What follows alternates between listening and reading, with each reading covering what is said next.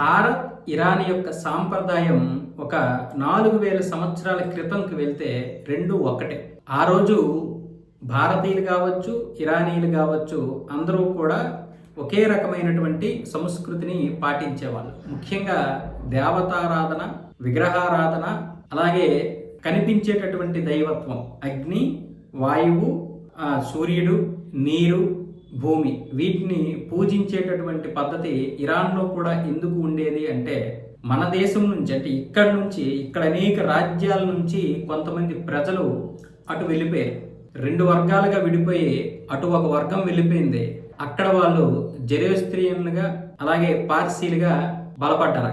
అలా బలపడి వాళ్ళేమొచ్చేసి యాస్నా అనే అగ్నిని పూజించేవాళ్ళు. ఇప్పటికీ కూడా అక్కడ ఉన్నటువంటి ఏదైనా టెంపుల్స్ని కానీ లేదంటే మసీదులను కానీ వాళ్ళు ఫైర్ టెంపుల్స్ అని కూడా అంటారు.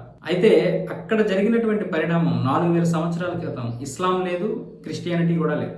వాళ్ళు సూర్యుడిని పూజించేవాళ్ళు, మనము ఇక అన్ని దేవతల్ని పూజించేవాళ్ళం. అగ్నిని, అలాగే వాయువుని, ఆకాశాన్ని, నీరుని, భూమిని, చెట్టు పుట్ట, అలాగే మన దేవతా విగ్రహారాధనను కూడా మనం పూజించేవాళ్ళం. వాళ్ళు సూర్యుడిని కూడా అగ్నిని కూడా చాలా బాగా పూజించేవారు. ఇక్కడ నుంచి వెళ్ళిపోయినటువంటి వారు అక్కడ సొంతంగా ఏర్పడితే అక్కడ ఆర్య ద్రవిడ్లు ఇక్కడికి వచ్చారు అన్న విధంగా కూడా చాలా చరిత్రని వక్రీకరించారు కూడా చాలా మంది. అయితే ఈ జెరోస్త్రియన్లో భాగంగా ఇంత జరిగిన తర్వాత గత 1500 సంవత్సరాల క్రితం ఏర్పడినటువంటి ఏదైతే ఒక క్రిస్టియానిటీ ఉందో, అంటే 2000 సంవత్సరాల క్రితం క్రిస్టియానిటీ ఏర్పడ్డది, అది ఏర్పడిన 200 సంవత్సరాల వరకు కూడా బయట ప్రపంచానికి తెలియలేదు.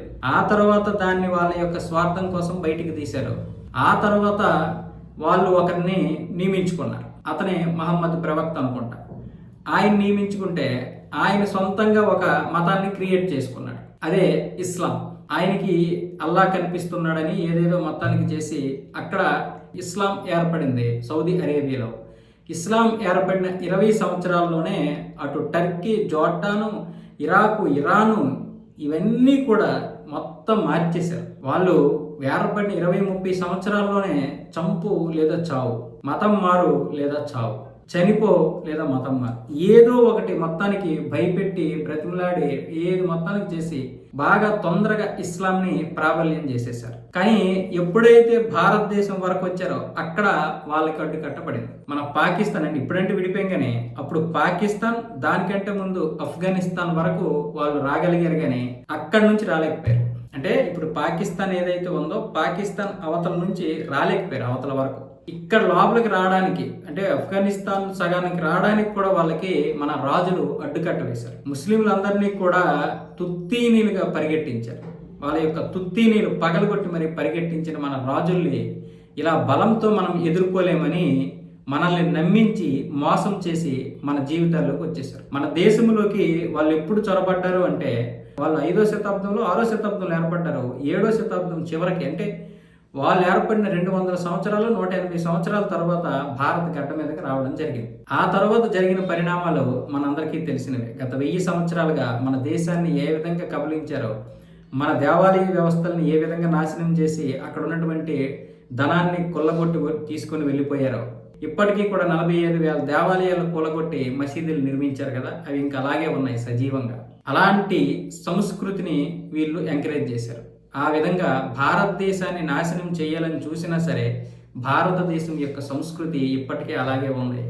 అయితే ఈ జెరోస్త్రియన్లు లేదా పార్సీలు అనబడే వీళ్ళు, ఈ ముస్లిం రాజులు విపరీతంగా ఏదైతే దాడి చేశారో వాళ్ళ మతం మారకపోయేసరికి ఆ పార్సీలు కొంతమంది భయపడి గుజరాత్ ప్రాంతానికి మళ్ళీ వచ్చేసారు. ఆ గుజరాత్ ప్రాంతానికి వచ్చిన తర్వాత ఇప్పుడు వాళ్ళు కీలకమైనటువంటి పాత్ర పోషిస్తున్నారు. వాళ్ళే మన రతన్ టాటా కుటుంబం కావచ్చు, అలాగే గోద్రేజ్లు కావచ్చు, బజార్జీలు కావచ్చు, వీళ్ళందరూ కూడా ఇప్పుడు గుజరాత్ ప్రాంతంలో ఉన్నారు. అంటే వాళ్ళు దేశభక్తులుగా మారారు. అంటే ఇక్కడి నుంచి వెళ్ళి మళ్ళీ అక్కడి నుంచి ఇటు వచ్చి స్థిరపడ్డారు. ఇదంతా కాలక్రమేణా రకరకాల చరిత్రలు, సంస్కృతులు మారాయి, కానీ మన దగ్గర మాత్రం మన సంస్కృతి మారలేదు. ఇంతమంది రాజులు వచ్చిన తర్వాత ఇంగ్లీష్ వాడు వచ్చాడు, అంటే బ్రిటిష్ వాడి కంటే ముందు ఫ్రెంచ్ వాడు, డచ్ వాడు వచ్చాడు, ఆ తర్వాత బ్రిటిష్ వాడు వచ్చాడు. ఇంతమంది వచ్చినా కూడా మన సంస్కృతి మాత్రం నాశనం అవ్వలేదు. కానీ మన యొక్క ఉనికికి దెబ్బపడే విధంగా మాత్రం అందరూ ఇప్పుడు వాళ్ళ యొక్క వ్యవస్థల్ని బలమైనటువంటి వ్యవస్థలుగా తీర్చిదిద్దుతున్నారు. అంతేకాకుండా మనలో చిన్న చిన్న లోపాల వల్ల ఈరోజు వాళ్ళందరూ కూడా బలమైనటువంటి వ్యవస్థలుగా ఇక్కడ ఉన్నారు. మనలో యూనిటీ లేకపోవడం కూడా వాళ్ళకి అది చాలా బలమైనటువంటి వ్యవస్థగా మారిపోయింది. పాశ్చాత్య వాళ్ళు కావచ్చు, ఇస్లాం వాళ్ళు కావచ్చు, మతం గురించి మాట్లాడితే పర్వాలేదు, కానీ ఈ ప్రపంచంలో హిందువులు అనేవాళ్ళు మతం గురించి మాట్లాడితే మాత్రం మతోన్మాదులైపోతున్నారు. ఈ విధంగా భారత్ ఇరాన్ మధ్య అనేక వేల సంవత్సరాల క్రితం నుంచి సంస్కృతి విభాగంలో ఒక రకమైనటువంటి ఏకాభిప్రాయం ఉంది. వాస్తవానికి ఇరానీలందరూ కూడా మన హిందువులే, ఇక్కడి నుంచి వెళ్ళిన వారే. అక్కడ స్థిరపడి తర్వాత కొంతమంది మతం మారడానికి ఇష్టపడినటువంటి పార్సీలు ఇటువైపు వచ్చేసి ఇక్కడ ఏమొచ్చేసి వాళ్ళ యొక్క వ్యాపారాలను పుంజుకునేలా చేసి మన దేశ అభివృద్ధిలో భాగమయ్యారు. అంటే అర్థం ఏంటి? పూర్వీకులు చూసుకున్నట్లయితే మన వాళ్ళే. అయితే ఇప్పుడున్నటువంటి ఇరాన్ అంతా కూడా మొత్తం ముస్లిం సమాజం అయిపోయింది కాబట్టి ఇక వాళ్ళకి మనకి మతం పరంగా ఏ విధంగా కూడా సంబంధం లేదు. కానీ భౌగోళికంగా మాత్రం మనకి వాళ్ళకి మంచి సంబంధాలు అయితే ఉన్నాయి. వాస్తవంగా చెప్పాలంటే మళ్ళీ ఈ మాటలంటే కోపం ఒక్కొక్కరికి.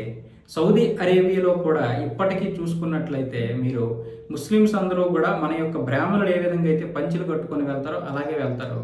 అక్కడ గుండు కూడా కొట్టించుకుంటారు. ముస్లింలు ప్రపంచంలో ఎక్కడ గుండు కొట్టించుకోరు, కానీ మక్కాలో మాత్రం గుండు కొట్టించుకుంటారు.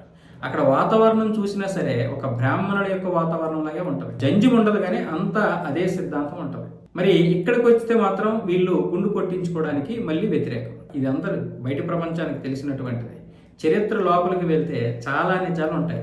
ఆ నిజాల్ని ఇప్పుడు మనం ఒప్పుకోలేము.